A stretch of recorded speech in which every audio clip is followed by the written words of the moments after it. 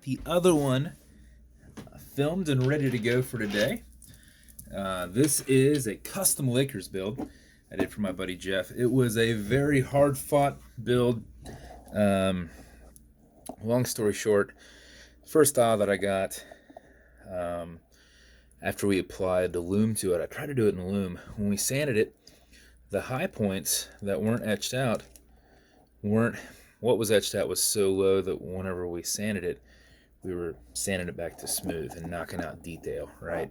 I think when we did it, we ended up losing like 10, 11, 12 o'clock just because they weren't down so far. Hopefully we get some natural light bouncing off that so you can see that purple.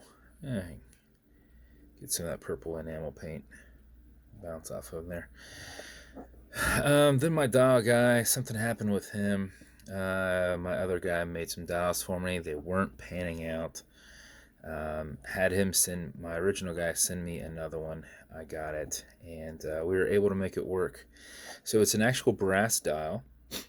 We were able to find purple paint that we didn't have to custom create, because that was the other issue, is we were custom creating it. When we'd sand it, if we get a low spot or discoloration, our paint was already dry and we had to pre-mix more paint, and you're never going to get the same color. So we finally found some purple that matched. So it was a long road to get us into this purple. So where is the sun? It is up there. It is up there. I thought we could get some purple shine here. So we kick a little bit more just so that he could see before he gets it. Yeah, just kind of showing dark there. And that just kind of shows that glint of the sun. So can't quite show the purple as well as earlier in the day. It was showing purple. Yeah, you can kind of see it right there. Good color pop to it. So color painted in purple. We went back through and then we did lume and like the standard green. It's got a silver handset, and then we did a custom painted second sand. So that purple that's in there is the same purple that's here. Brushed case. He wanted the Lakers L thrown here on the crown. We've got a high polished shark tooth bezel with a purple racer insert there. Custom two-piece Horween strap that has been done up in purple stitching, and then we did that same logo here on the other side. Now the one thing you'll notice, see how this one has, it's getting a little bit of stuck there. Over time this will get more and more. This is very, very, very thick leather folded back over itself to create this pocket here. So if you ever feel that, like, see how it's kind of stopped right there and it's not going down, if you give it a little bit of a pull, it will move. Basically what it is it's, man, I love that for that focus when I need to. Basically, where the hole is versus where the bottom of this case is, there is plenty of leather in there where it's filling up that gap, which it's getting caught. Sometimes it's getting caught right here at the bottom. So if that happens, just give it a little bit of pull. Over time, this will just work itself, work that leather off, and it won't be there. See, now it's kind of a little bit more floppy. Same thing on this side. Just give it a little bit of a pull, let it round. When you're wearing it on your wrist and everything, it's going to stay like that. But if you pull it off and lay it down, you might lift it up and it stay like that. If it does, just give it a little bit of pull or work it back and forth. It will go away. Over time, it will go away.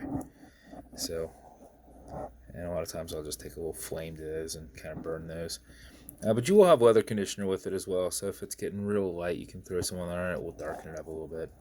But so Lakers patch added on there. We just take a lighter leather color, laser it, and then stitch it in. You glue it and then you stitch it in.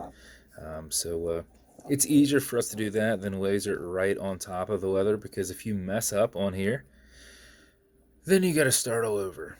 So if you mess up on this, you go, oh, I'll just grab another little patch, re-laser it, and then throw it on there, and then stitch it in. So that's kind of the purpose behind that.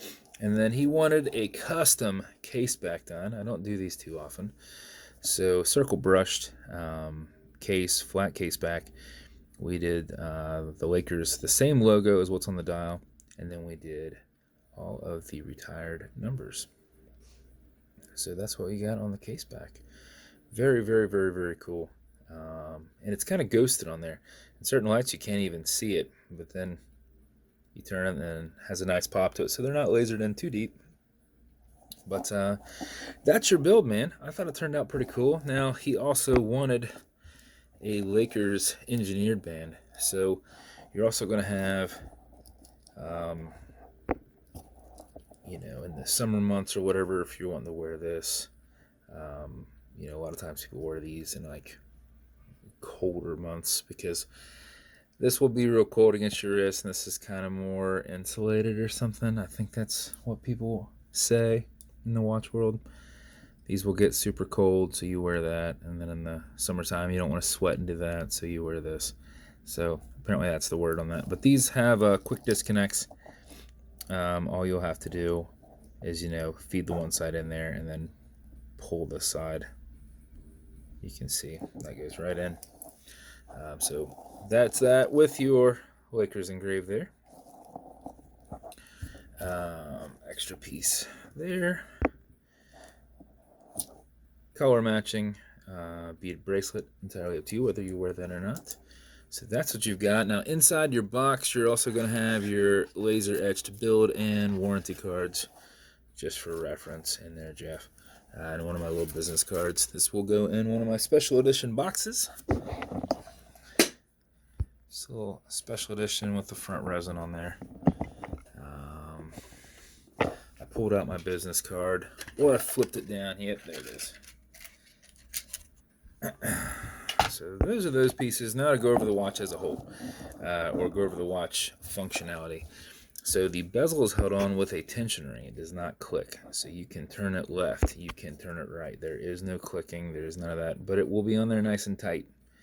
Okay, so if you're to just bump it and turn it, probably won't happen. You are purposely turning this thing if you are adjusting this part at all. So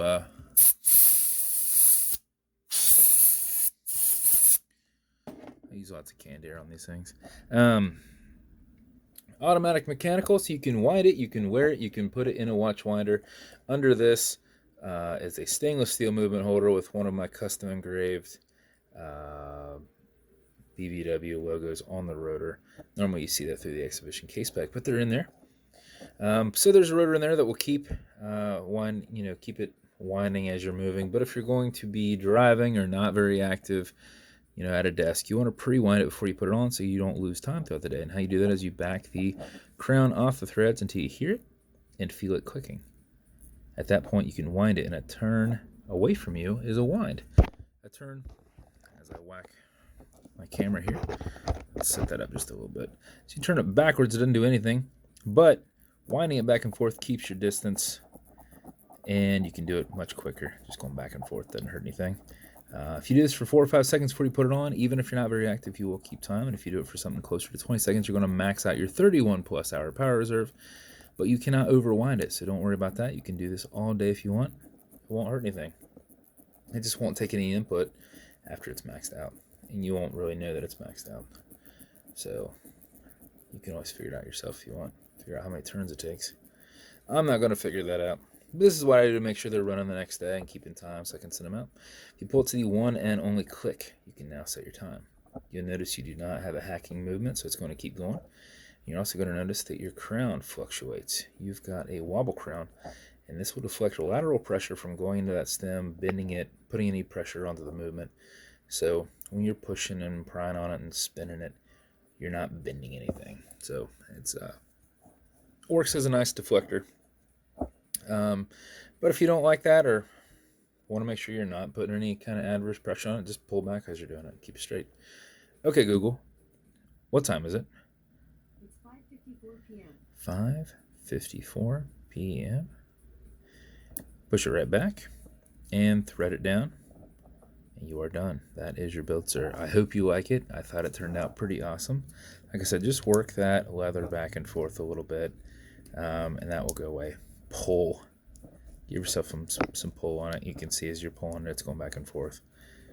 But it's just catching a little bit, just because the distance between the hole in the end of the leather and the distance between where the push pin goes in and the beginning of your case is closer. So it catches a little bit, but it's going to wear itself down over time. And if it feels bound up, just give it a little pull, and it fluctuates just fine. It moves around perfectly. You know, you can see it's going all the way down, but can go all the way up and stay. But over time, it will not do that anymore. So that's your build, man. I appreciate you letting me build this for you. This was very fun to build. It was a little frustrating, but we got it. Inside your box, you'll also have some watch cleaner. This is good on all glass and metal parts. It's non-streaking, non-toxic, non-residue. So if this was on the watch, everything, you could spray it. You don't necessarily want to get this on the leather. But on your leather, you want to use this leather conditioner. This is in case this is getting rough at some point, or just not as soft, or if you're working that back and forth and it's getting light and you want to just add it up there so it's kind of like a lubricant. Just put it on there. A little bit will go a very long way. You won't need to use it very often. And then lastly, you're going to have some fine scratch remover in there. This is kind of like Polywatch. It's Novus 2 from Amazon. We just repackage it because Polywatch is pretty expensive, and we include these with every single one. We just repurpose a larger container. But basically, you've got an acrylic glass. You can scratch it. If you do, no worries. Put a tiny bit on there. Buff against it using your included ultrafine microfiber. Just go back and forth across it, filling that scratch. Generate some heat with your thumb, and you will solidify that scratch, and it will disappear in about 15-20 seconds. It's 5mm thick acrylic. It should last you a very, very, very, very, very long time. And this stuff will last you longer than the watch. You need a tiny speck of this on there, I promise. You'll have more in here than you need for your watch. So plenty in there, I promise. So that's it, man. That's your build. Sorry it was a long video. I wanted to actually express everything that went into it and tell you thank you for having me build this for you. Sorry it took a little longer than anticipated, but I think it turned out pretty killer. And that's it, man. That's your build. And if you want me to build you something custom and unique, reach out and I'll see what I can do. And if you want to continue to see videos like this, like and subscribe, as I put them up all the time. Thanks for hanging out and watching this build.